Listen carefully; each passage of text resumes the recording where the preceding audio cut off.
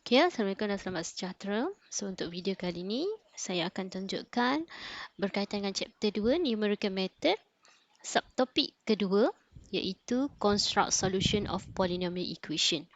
Okay, so dalam subtopik ini, kita akan tengok dua method. Tapi untuk video kali ini, saya akan fokuskan kepada method yang pertama, iaitu Fixed Point Iteration Method. Okay, apa itu Fixed Point Iteration Method? Fixed point iteration method is a method for solving polynomial equation. Basically, there are 3 steps in this method. Okay, so dia basically ada 3 step sahaja dalam method ini, iaitu step yang pertama, find the initial approximation x0. Okay, so first kali kita mesti dapatkan x0, sama ada x0 diberi dalam soalan ataupun sekiranya x0 tidak diberi dalam soalan, kita perlu dapatkan x0 terlebih dahulu. Apa itu x0? X0 ni adalah nilai pertama lah yang kita akan gunakan untuk kita masukkan dalam kita punya approximation table nanti. Okay, step yang kedua, find the suitable iterative function by making x as the subject of the formula. So, step yang kedua, daripada equation yang diberi, kita kena pilih salah satu x sebagai subjek. Kita perlu ubah y kita punya equation dan kita perlu letakkan x sebagai subjek. So, x sama dengan equation. Okay. Step yang ketiga, substitute the value of x0 into the x of the iterative function to get the second approximation x1. Repeat this step until the answer agrees with a specific number of decimal places. Okay, so x0 ini kita gantikan dalam x yang kita dapat dalam step 2 tu. Dan kita ganti, kita dapatkan satu nilai. Dan nilai tersebut kita ganti lagi dalam equation x tadi, dalam step 2 tadi. Kita ganti lagi dan kita kena ganti sehinggalah, repeat step ini sehingga kita dapat nilai yang sama. Maksudnya kita dapat nilai yang tak berubah. Okay, so kita kena dapat sekurang-kurangnya 2 kali nilai yang sama, baru kita boleh berhenti dan itu adalah root yang kita cari. Itu adalah jawapan yang kita cari. Contoh. Find the real root of the equation fx 3 minus 4x minus 2x squared. Start your iterative with x0 equals to 0.5. Give your answer in 3 decimal places. Okay. So, step yang pertama kita mesti ada x0. So, dekat sini kita dah ada x0. X0 telah diberi dalam soalan. Jadi, step 1 kita x0 sama dengan 0.5. Step yang kedua. This one is step 1.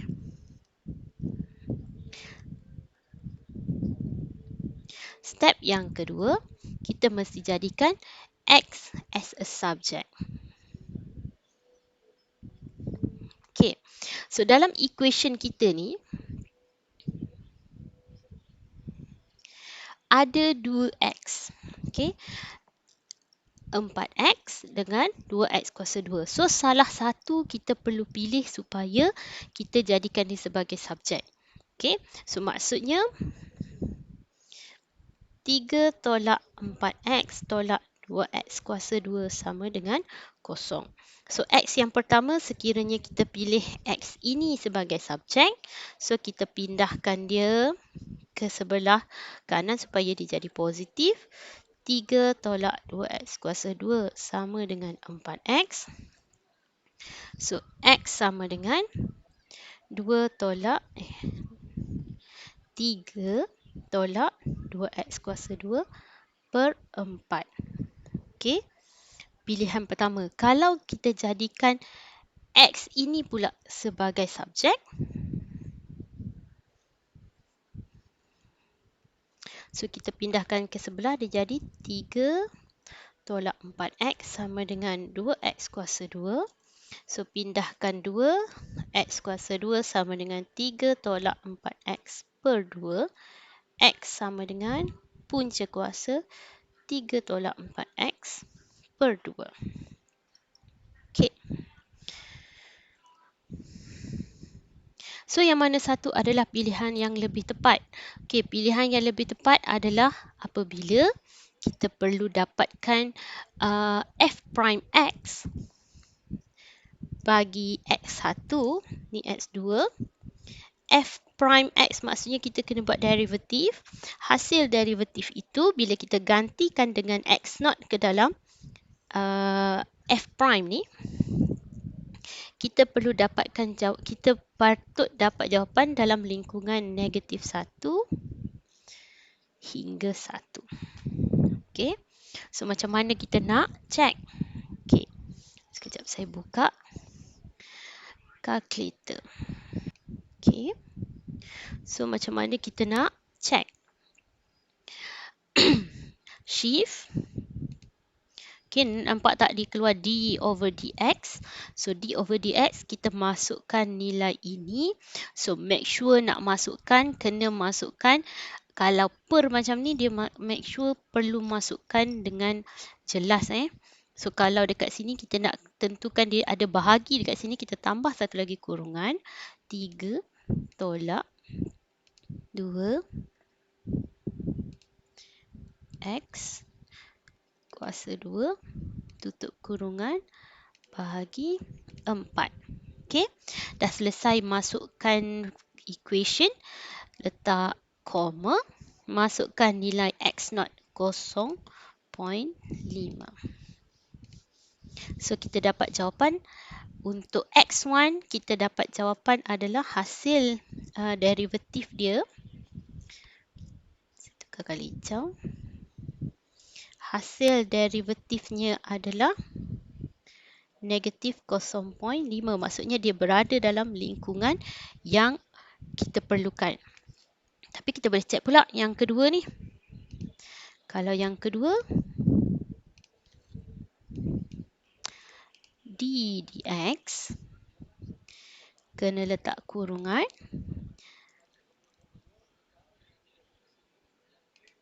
Punca kuasa kurungan 3 tolak 4 x tutup kurungan. Tutup kurungan yang pertama ni tutup kurungan untuk tunjukkan 3 tolak 4 x ni di bawah punca kuasa. Tutup kurungan kedua untuk tunjukkan ini adalah satu benda ni nak bahagi dengan 2. Okey, nak bahagi dengan 2. Oh salah, punca kuasa tu adalah untuk semua. Okey, punca kuasa untuk semua. Jadi punca kuasa, buka kurungan lagi satu, 3 tolak 4 x tutup kurungan pertama bahagi 2 tutup kurungan yang kedua, 0.5. So kita dapat negatif 1.14. So hasil yang ini adalah x2 negatif 1.41.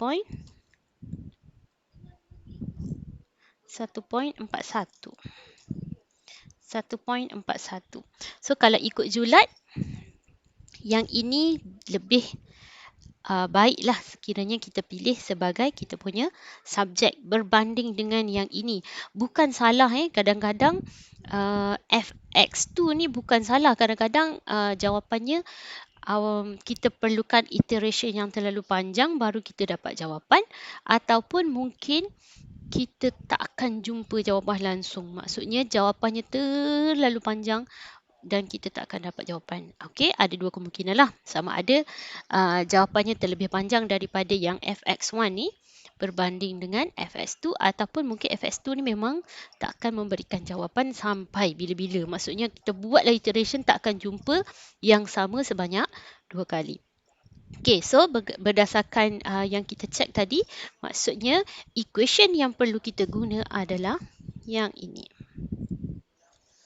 Okey, step yang ketiga, kita akan buat iteration. Macam mana nak buat iteration? Kita akan buat dalam bentuk table. So untuk fixed point iteration method ni kita hanya perlukan 2 kolom sahaja.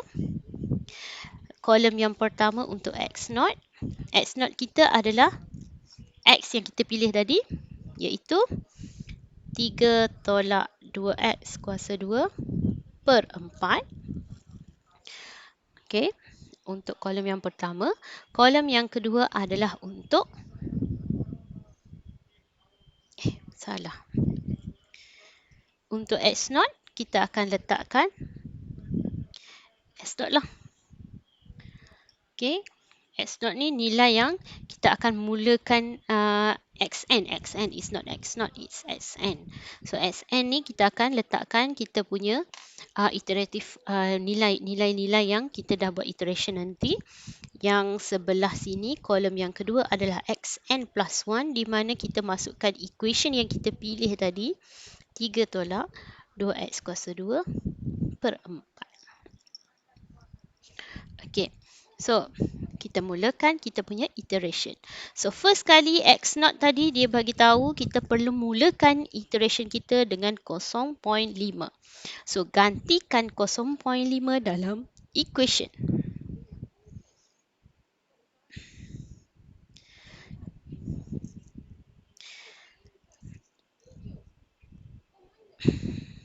Tiga tolak 2 dalam kurungan 0.5 tutup kurungan kuasa 2 tutup kurungan bahagi 4 sama dengan 0.65. So kita dapat 0.625.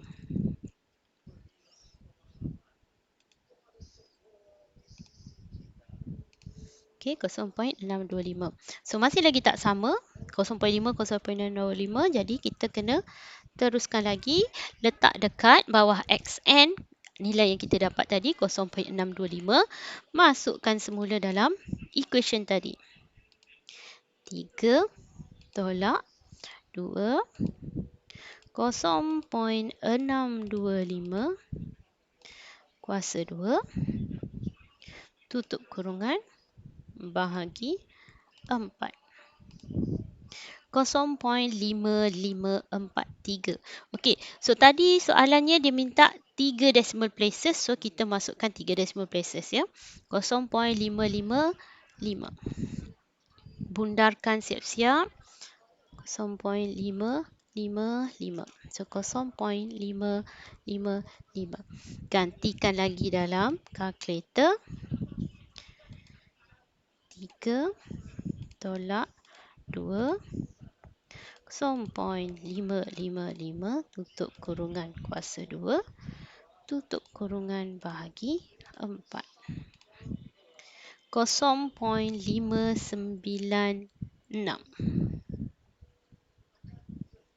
Tak sama lagi, teruskan lagi. 0.596, 0.596, 0.572,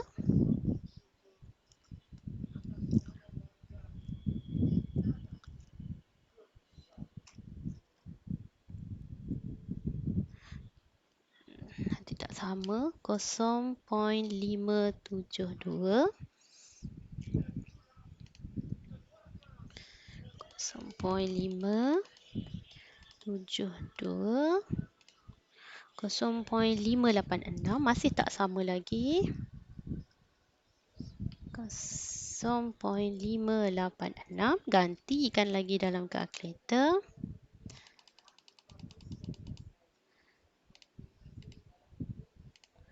0.578,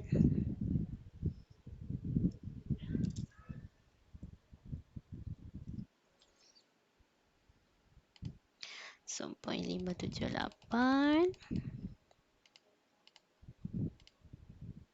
583,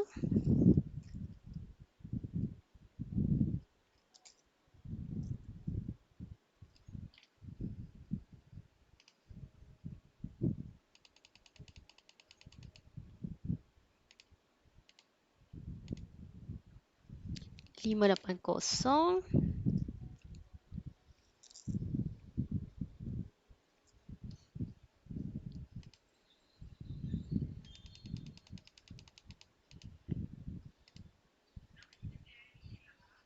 582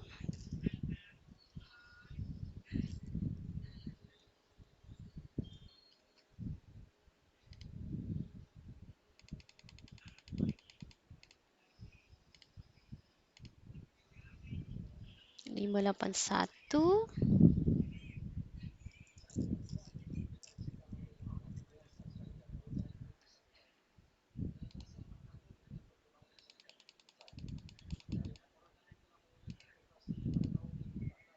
0.581. Okey, so kita dah dapat nilai yang sama sebanyak 2 kali. Kalau kita tengok kat sini, kita dapat 0.581 sebanyak 2 kali. Okey, so kita dah boleh berhenti kita punya iteration dan ini adalah kita punya jawapan. Okey, so make sure selepas kita dapat jawapan daripada table, kita mesti concludekan dekat bawah. Okey.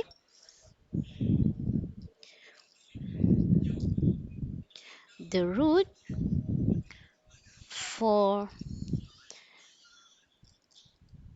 fx equals to 3 minus 4x minus 2x square is 0.581. Okay.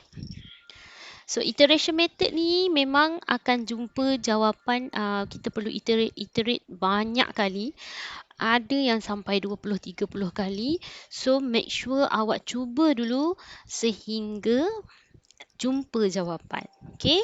Cuma kadang-kadang tu tak perasanlah kalau dah 20 kali pun tak jumpa-jumpa lagi jawapan. Saya pasti kita akan give up lah. Tapi boleh cuba dulu untuk dapatkan jawapan. Okay.